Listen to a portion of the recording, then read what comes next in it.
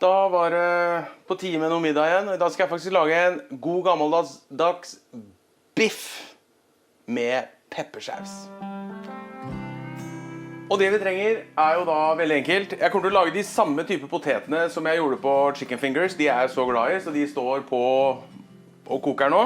De trenger jeg ikke lage så mye nummer ut av hvordan jeg gjør, men det er jo bare å koke de, knuse de i ovnen. Tjo hei! Og så skal jeg ha ved siden av, så skal jeg lage en sopp- og løkblanding som jeg skal ha oppå. Jeg skal lage en peppersaus. Peppersaus er i utgangspunktet fond, kraft, litt grann, hel pepper som jeg steker og knuser, og fløte. Og så reduserer jeg det ned. Og selvfølgelig, the star of the night, biffen. En forholdsvis røff kar. Det her er en entrecôte, kjøpt hos Slakter Abrahamsen. Fantastisk kjøtt. Og kommer til å bli helt sinnssykt. Det vi begynner med først er å steke ned løken og soppen. Så putter jeg det i en kasserolle, og så bare lar jeg det stå så suse og røre til jeg skal ha det. Det blir godt uansett. Da begynner vi der. Men kanskje vi skal gjøre det først, så jeg får vise det. Nei, det trenger jeg ikke gjøre enda. Men jeg skal vise det.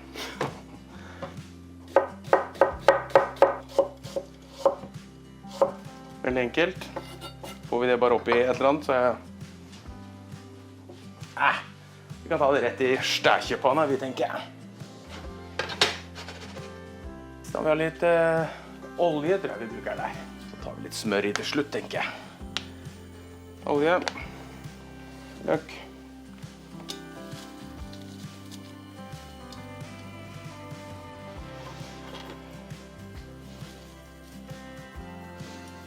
Da tar vi sola, så tar vi soppen og skjærer ned, tar jeg tuppene.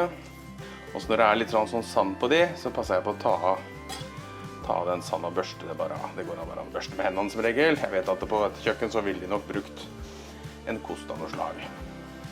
Sånn, så tar jeg det ned i forskjellige biter. Her også er vi tilbake til det vi har snakket om før. Her liker jeg litt størrelse på det, så det smaker litt.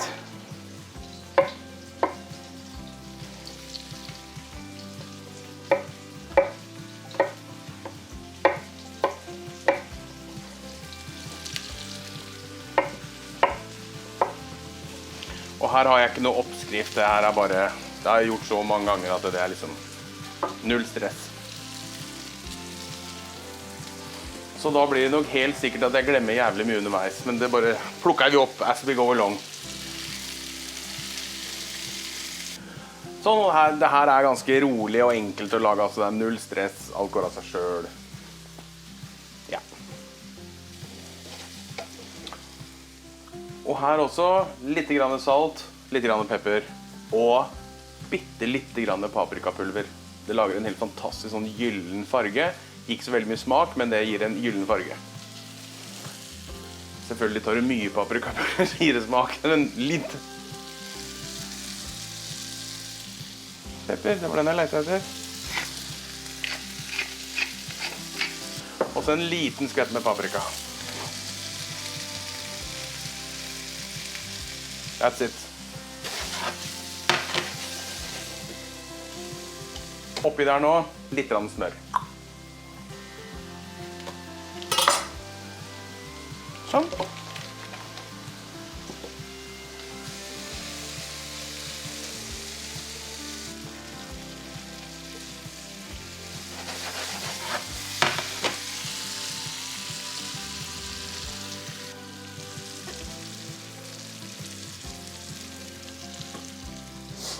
Da finner jeg bare en liten kjele som jeg tar soppen og løken oppi, og så setter jeg den bare på veldig svak varme, og så lar jeg den stå og putre og gå til jeg skal ha den. Og det her trenger helt klart mer varme da, over lengre tid, men det får den derfra. Jeg får bruke en helt stekepanne til det.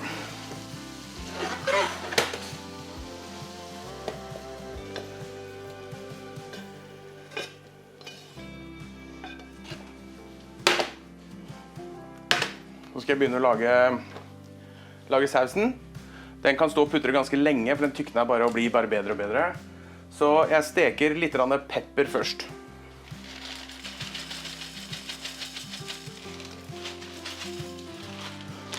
Og det gjør jeg i en tørr panne. Steker til det begynner å lukte. Du hører ofte at det begynner å kneppe litt. Da er det bra. Og nå som vi begynner å liksom nærme oss alltingen, så skal jeg også ta den biffen, skal du se. Vi tar den biffen, sånn. Og så salter vi den. Oversalteren, jeg skal vise. Så gjør vi sånn.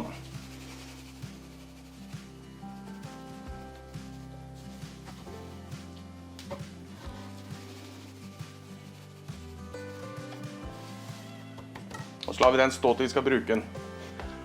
Og da når vi skal bruke den, så skyller jeg alt saltet. Det som blir ofte sagt når du gjør det her, så sier jo folk at ja, men da trekker du jo væske ut av kjøttet. Og det stemmer, det gjør du.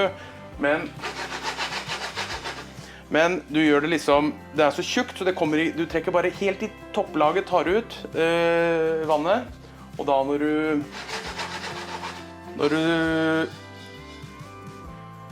når du da steker den etterpå, så blir den helt sprø oppå. Det blir helt nydelig.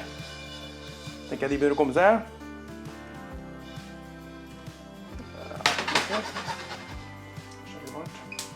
Ja, nå begynner den. It has started to pop. Og så bare kjører jeg de i en bare knuser de, sånn passe. Nå knuser jeg de. Litt forsiktig når du knuser de hvis de er veldig varme, for det hender de da begynner å sprute.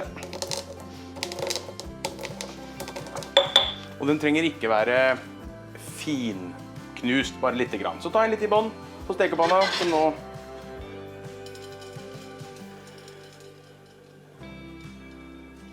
Sånn tenker jeg, ikke for mye, vi kan alltid ta i mer etter hvert.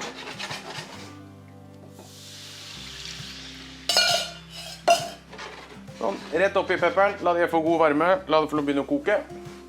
Redusere litt ned, og så i med fløta. Så skal den bare stå og godgjøre seg etterpå. Den blir El Grande.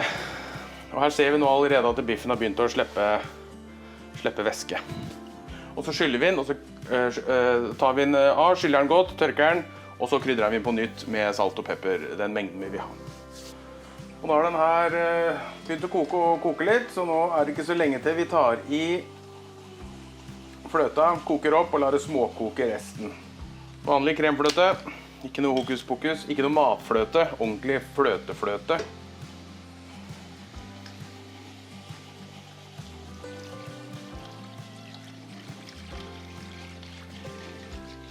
Så lar vi den få et oppkok, og så setter vi ned så den bare sitter og står og putrer. Det blir nydelig. Og det som er veldig viktig med de potetene, da, jeg tror jeg sa det sist gang også, men du må nesten ihjelkoke de, så de er helt mørne inni, fordi jeg har skallet på. Så vil jeg liksom at det skal mush.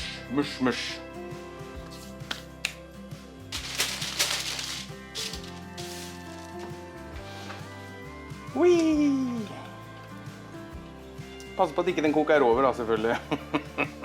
Den tar akkurat så vidt det var det. Og da setter vi en temperatur på. Så må du selvfølgelig røre innimellom, så ikke den brenner seg. For det er jo fløte, og det kan brenne seg.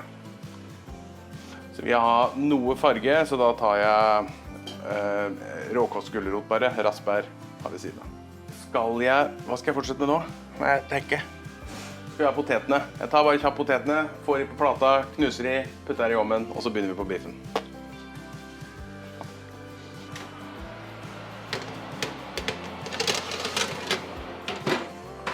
Sånn, da går vi løs på biffen.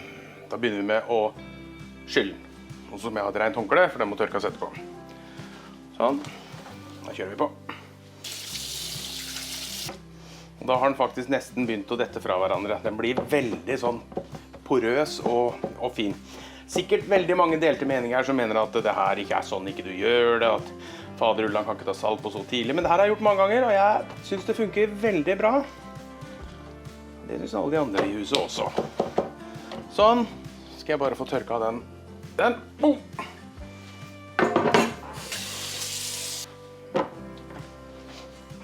Og så skal jeg nyse litt.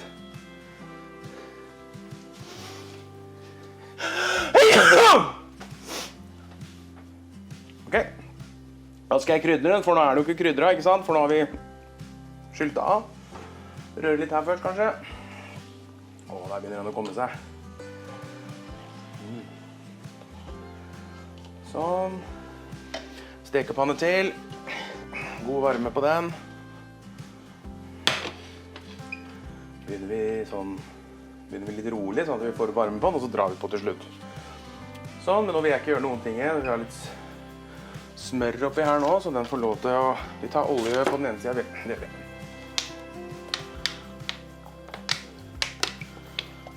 Sånn. Da vil den få lov å varme seg ordentlig opp.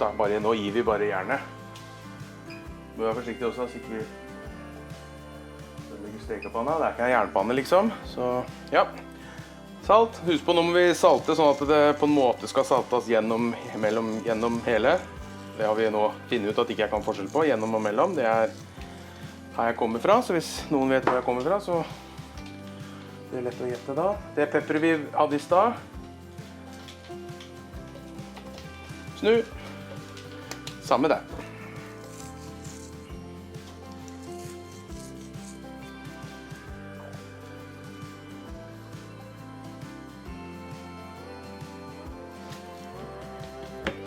Sånn. Og da er det bare å få bånn gass på den her. Bare skreller jeg bare en sånn der hvitløksak. Det er i hvert fall av det verste. Og så skjærer jeg den i 4. Og bruker da... Skjærer jeg den i... Sånn. Jeg bruker sånn kinaløk. Kina-hvitløk tror jeg det heter faktisk. Nå begynner det å bli varmt her. Begynner oljen å ryke. Sånn, da kjører vi den oppi. Holder fast.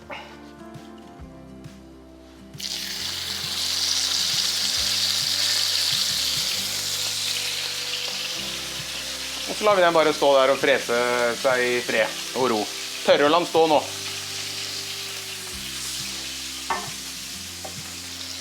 Gjør vi klar litt smør, som vi skal bruke når vi snur den. En god klatt smør. Kan ikke ha for mye smør i det her, mener jeg.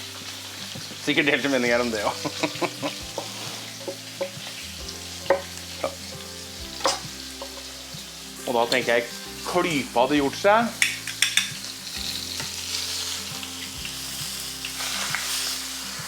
Der er den. Snur vi den. Demper vi temperaturen litt, sånn at den får steke seg gjennom. Smør. Demper litt av temperaturen. Sånn.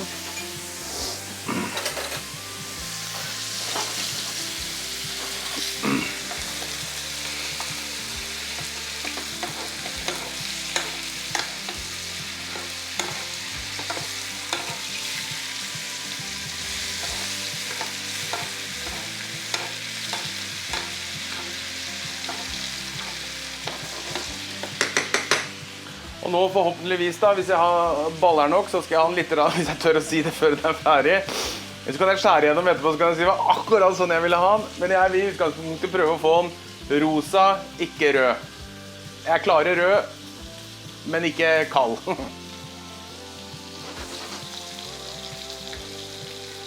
Begynner sausen å bli kremt og god. Demper temperaturen litt på den. Og så lar vi den bare stå og godgjøre seg der. Og hvitløken oppi. Sånn. Her kunne du også hatt rosmarinkvast, timiankvast, whatever. Jeg liker den veldig enkel og plain i biffen.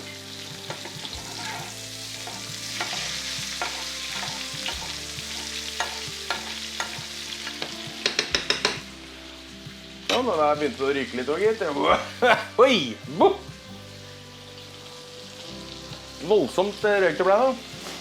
Kjører den litt, og så skal jeg holde kjeft. Da tror jeg vi begynner å nærme oss. Snur den opp for å varme på andre siden også igjen. Sånn. Skal vi sjekke temperaturen på den ikke alt for lenge. Let me look at the potatoes. Ja, de har ikke vondt av litt til, de. Nei. Litt til. Bitte litt til. Jeg er ikke god nok til å steke biff til at jeg bare kan gjøre sånn. Jeg kjenner på sånn, der, og ja, den er passe. vi klarer jeg ikke sant? Trikset med kjenne, slapp, sånn, sånn og sånn. Nei. Temperaturmåler. Jeg kipper den i biffen. Setter den litt inni der hvor ikke det er. Inni der for eksempel. Hva har vi der? Der har vi 36-37. Kanskje vi like gjerne skal sette den inn i ovnen litt. Det tror jeg vi gjør. Jeg popper den litt i ovnen for å være sikker på at vi får temperaturen inn.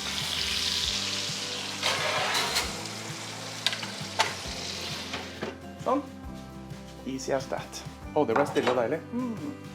Sjekk den sausen at den har blitt kremt nå, den. Oi, oi, oi. Kan jeg jo salte den da, hvis det trengs. Skal jeg prøve den da? Skal vi se.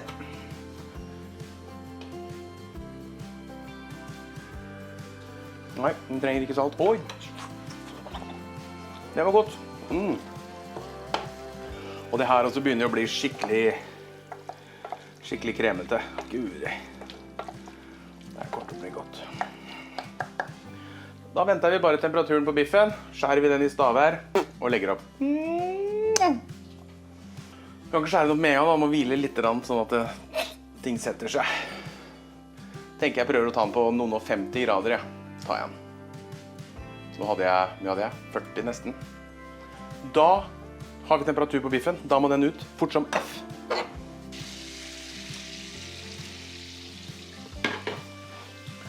Og da skal den få lov til å hvile cirka 10 minutter, 5-10 minutter, noe sånt. Så da er det bare å vente. Da skal vi prøve å skjære den opp. Og da er det spennende som jeg har fått det til, og selvfølgelig hvis ikke jeg har fått det til, så må jo ikke ingen bli sure på meg, da kan jeg heller fortelle hva jeg har gjort for noe gærent. Vi prøver. Og jeg har kjøpt den her til 3 stykker, 200 gram til hver, så den veide 600 gram når jeg begynte med den. Skal vi se.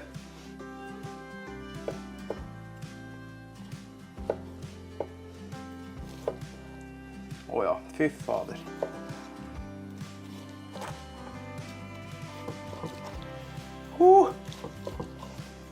Skal få se den ordentlig.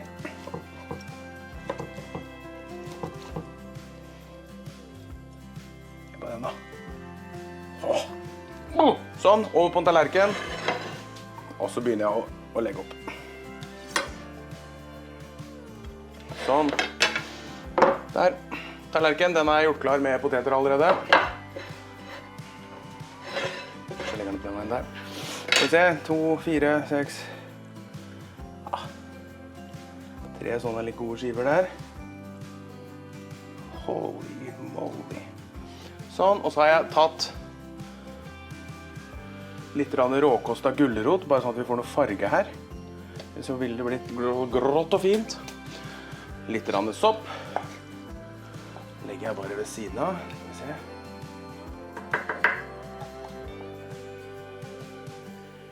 Sånn. Og så er det ned til den kremasausen.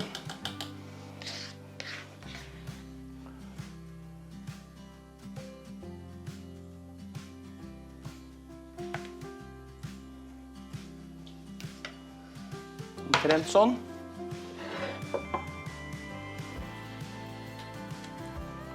Da er det bare å glede seg. Kose seg. Deilig biffmiddag. Gled meg!